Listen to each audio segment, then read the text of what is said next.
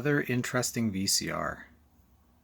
This is a Toshiba M-HF845. This is the C version because it's in Canada. It's a hi-fi 4-head VCR from the late 80s. It's got those nice sharp corners, very rectangular, no rounding, nothing bulbous on this. It's a nice smart look to it with the feet because it's higher end. And what really attracted me to this one, what made me actually interested enough to pick it up, is this. It has a spectrum analyzer and graphic equalizer. And it's not that impressive. It's these tiny little sliders you'd see on a cheap boombox. And it's 4-band, which I am usually dead set against. I like having an odd number because I like having a bit of a V there. But still very cool and very unusual for a VCR. Of course, you got your nice slider volume controls or slider record level controls on there. And something that struck me as interesting, this doesn't actually have any branding for it, but this has a flying erase head. And I took a look inside, and yeah, the head drum does have the extra little head on there for flying erase. And if you take a look here, you do have video insertion, which is really cool. Go through the controls in here. Of course, your headphones, phone level, picture for sharpness, tracking. You have your insert for, I don't know if this can do video and audio, if it controls, or I'll have to play around with that. Start, which is probably related. Channel. Don't know what CFM is. One-touch recording, timer. Now this is kind of cool. I saw this in a video that Spatzbear did on that 2-head hi-fi Funai. That one had the ability to use one of the VU meters to set your tracking, your hi-fi tracking. So the idea is that you want to be able to set that to maximum. Otherwise you might experience a bit of that clicking sound when the hi-fi track drops out momentarily.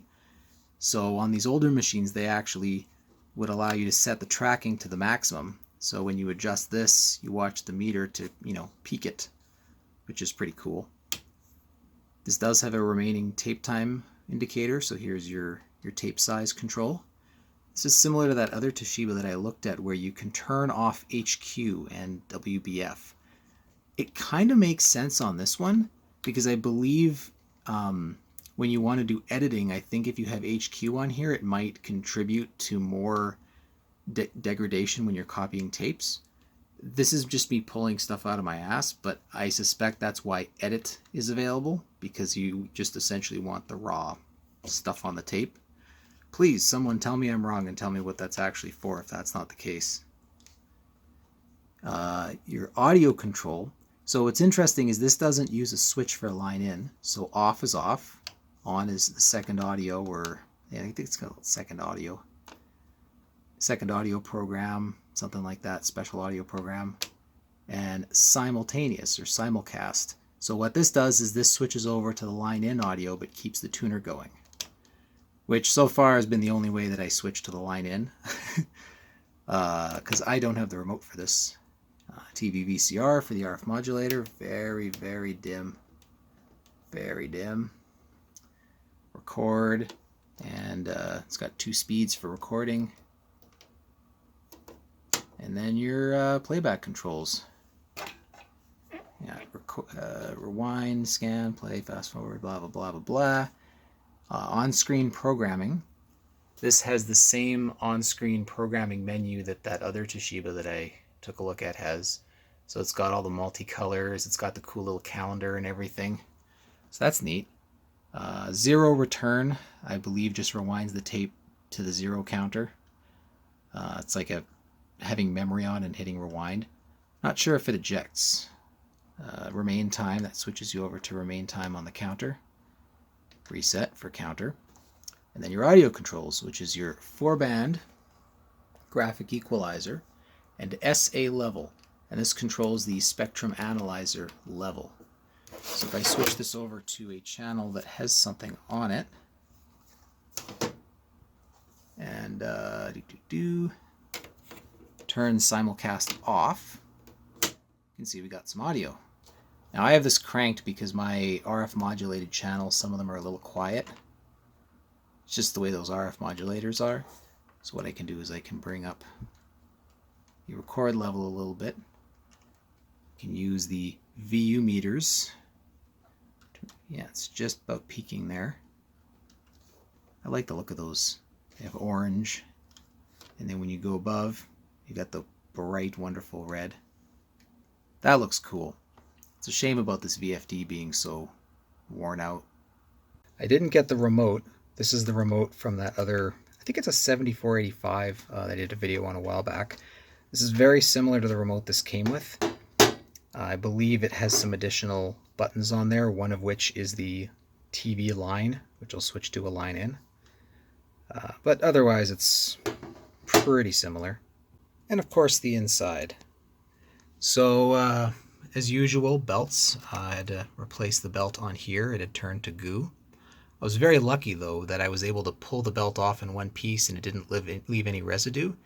And then when I put it on the desk and kind of left it there for a few seconds, it started to just disintegrate. By stretching it, I guess, and removing it, it just fell apart. But it left this clean. Taking a look at the head, you can see it's 4 heads. So you got the dual azimuth configuration. And then, oh boy, it's a little hard to see, but you have hi-fi here. And then there should be the additional one, I think, right there. It's hard to see. Trust me when I say this has the flying erase head. No, actually, I think, yeah. Hi-fi's here, dual azimuth, and then you have hi-fi there, and then this is the erase head right there. It's got the impedance roller, so you know it's a high-end unit. It has a hose gasket on the idler tire because I didn't have time to order one. Did look like someone was in here trying to replace it though, so I might have a bit of a pain to get that out. Looked kind of mangled. But that's assuming I can go and find the replacement idler tire for this anyway. The other thing is the pinch roller. You can get some light in here and look. Is not in good shape. I have sanded this thing quite well, and I did a couple rounds of rubber renew to the point where it will play, but it does pinch the tape, so it'll leave little creases even on playback. Good enough for me to demonstrate, but with that pinch roller I would not trust a tape that I care about to this machine, which is kind of unfortunate because it's pretty cool. Alright, let's pop a tape in. One thing that's kind of cool on this is it's got 2 little switches on the tray. So when you pop a tape in, oh yeah, crunchy crunch crunch. When you pop a tape in, it's delayed. So it doesn't react immediately. You put it in, switches, and then it waits a second and then loads the tape. It's a very Toshiba thing.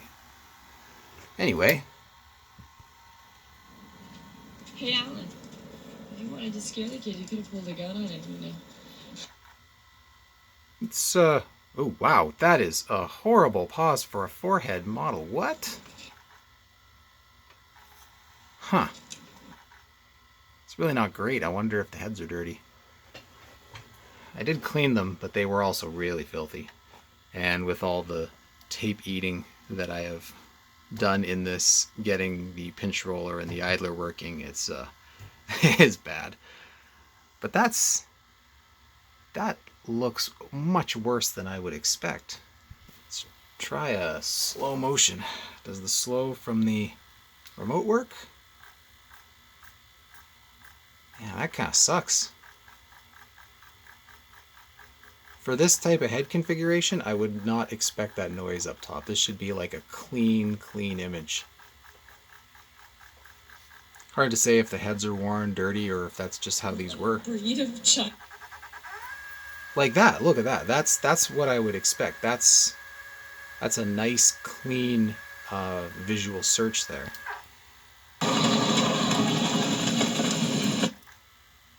But pause is just bad. Huh. Alright. At any rate, though, unpause.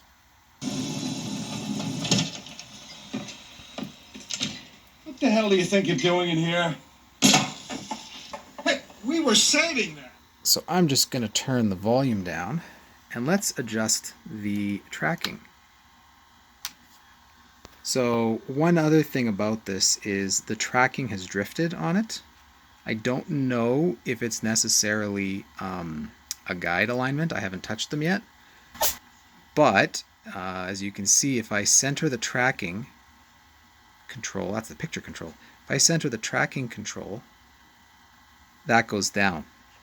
And you can actually see it visually on the screen. That's centered, and then as soon as I go off center, it goes all dirty. So the tracking, the audio and video follow together, but it's off. And that is after I adjusted the sub tracking control, which is around here somewhere. Sub tracking right there. This is cranked all the way to one side. Before, the tracking was almost off the front control. So that could be a worn head. That could be a guide, tape guide alignment issue. Haven't really looked at that too much yet. This has just been me trying to get this thing to play a tape with all the worn rubber parts in it, which are getting harder and harder to find. But yeah, that's pretty neat. The adjustment there. So then I can go back to audio. And let's look at the picture quality here. I'll have to just show bits and pieces of the screen. So, here's the picture control for sharpness, which, wow, that is trash. That is just overdriving. Is that a weak signal, or you shouldn't be doing that. If I turn HQ on, so HQ cleans it up a little bit, but it's still wibbly wobbly. I put the picture control in the middle. It looks decent. If I put HQ on, it's kinda... Yeah, I don't really see a difference there. They're different, but I don't see one as being better than the other. Pause, there's definitely no difference. But again, look what happens with HQ off if I crank the picture control. The sharpness, it goes into La La Land here. So there's definitely an issue with this. Wow. Yeah, it's lucky you have a gimmick on you, because your picture sure ain't great. So that's with edit on. If I put it to HQ, and let's turn the picture control up now. It still does it, but not as bad as if I turn it on to edit. Yeah.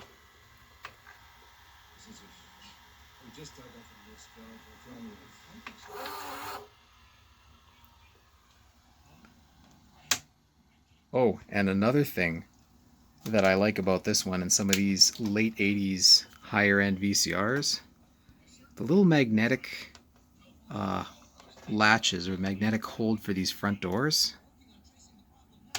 Like, that's so classy. Why did they stop doing this? It's so nice. A lot of machines, like Sony's, were especially bad for it. They had the cheap little plastic latches in them and stuff like that. I mean, this. Oh, between that and the smart styling, I don't even know how to describe it. This is a very nice looking VCR. Not the best visual performer. I'm gonna have to start tinkering around with it. This is another one of those these videos where I have just started working on it, and then I do a video on it, and then I finish working on everything afterwards. Let's watch it unload.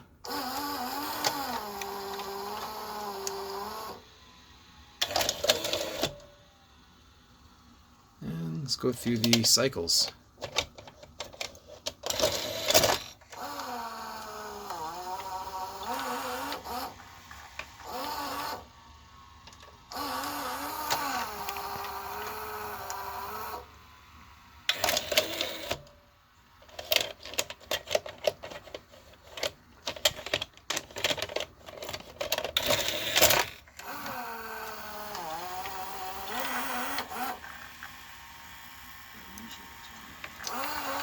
So let's try some fast forward.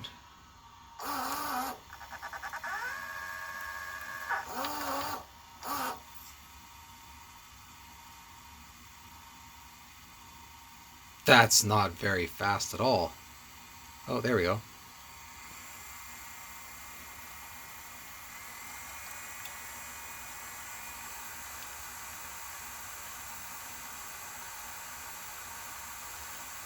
That's interesting. It goes through a bunch of stages to speed up. What about a rewind?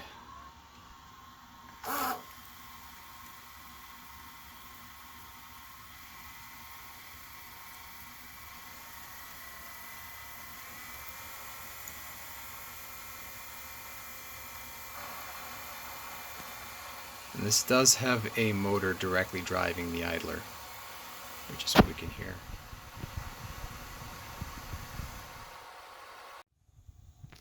Alright, I did some test recordings. Yeah, all the rubber in there needs to be replaced, but in the meantime, hopefully this works.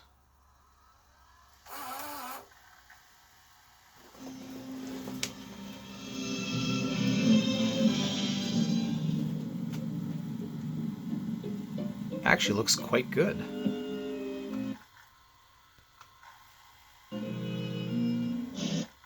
This is just recorded off my internal cable on the cartoon channel.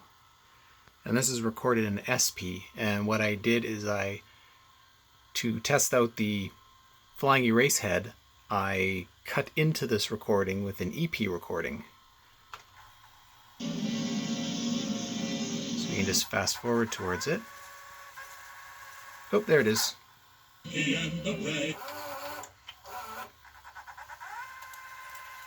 Yeah, that's chewing. The brain, one is a genius, the other's insane. Looks fine to me. I get a bit of color noise when I pause, but I think that might just be the pausing. Yeah, that's just in the pause. On play, it doesn't do that. And of course, the dropout noise is because I hit rewind scan, and the pinch roller in this definitely needs to be replaced. It took a lot of sanding to get it to the point where it can play and go through a tape reasonably without destroying it, just in the forward play direction. So yeah, this needs service, but just to demonstrate it.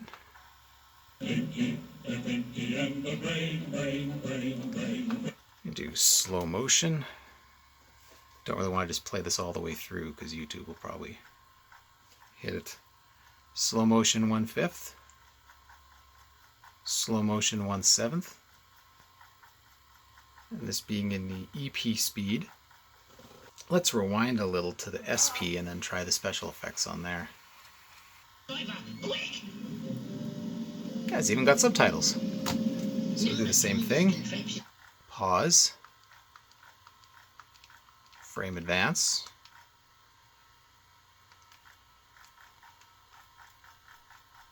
I mean, it's got a slow tracking adjustment on the remote, but that doesn't seem to do anything. Oh, yeah, there we go. Nope. Let me clean it up. Wonder if that was maybe why the pause was noisy earlier. I just needed to adjust the slow tracking. This, of course, playing its own recording will be a lot better. Interestingly enough, the tracking is now to the right. If I go and hit play,